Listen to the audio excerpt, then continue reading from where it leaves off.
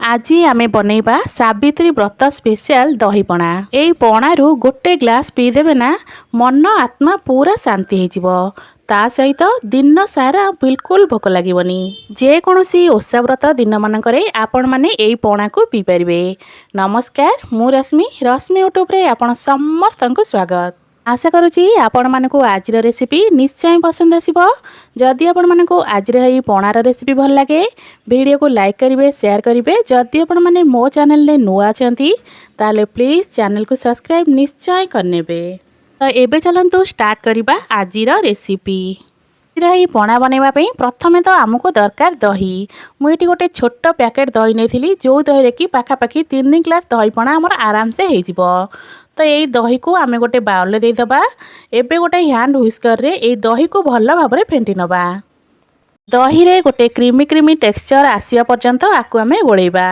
तो पाखापाखि 2 ରୁ 3 मिनिट गोले सारा पर ये देखिपे दही आमर पूरा क्रीमी क्रीमी हो गलानी। तो बास आठू अधिक समय को गोलेबा बिल्कुल भी दरकार नहीं। तो ये चलतु ए मीठा पाई दबा मिश्री गुंड। मुझे मिश्री को गुंड करके नहीं आपण मैंने चाहिए मिश्री को किसी समय आगु पानी पकईदेवे से ही पानी को एठी ऐड करें।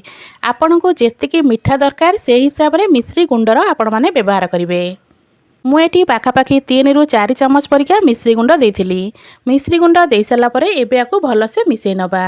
ता सहित एटी गोटे छोट बाउल ले गोटे बाउल परिका पानी दे दउची।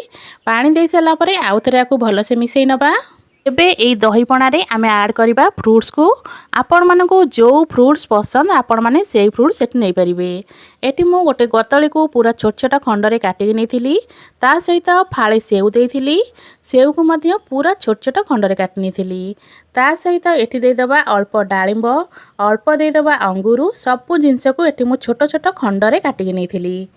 आपण माने चाहिए एठी अल्प तरबूज को काटिक नहीं पारे। आ सहित अल्प काजू, अल्प किसमिस दे पारे। तो एबे चलतु एथिरे ऐड करदबा अल्प कोरा नड़िया। एबे दे दबा अल्प चेरी। आ सहित हाफ चामच दे दबा गुजराती आ गोलमरिचर गुंड। गुजराती गोलमरिचर गुंड बहुत बढ़िया फ्लेवर आनिबो। एबे सब जिंस को आमे भल भाव में मिसई नबा। सबु जिनस को 1 ରୁ 2 मिनिट मिसई नेबे। एठी हमर प्रस्तुत हो गला ओषा व्रत दिन मानक पई स्पेशल गोटे दही पणार रेसिपी। आपण माने एथर सावित्री रे ए दही पणा को घरे निश्चय ट्राए करंतु। आशा करूची आपण मानकु आज रही दही पणार रेसिपी निश्चय पसंद आस्तिबो। पुणी एसिबी गोटे नुआ रेसिपी नहीं से पर्यंत रहउची। नमस्कार, जय जगन्नाथ।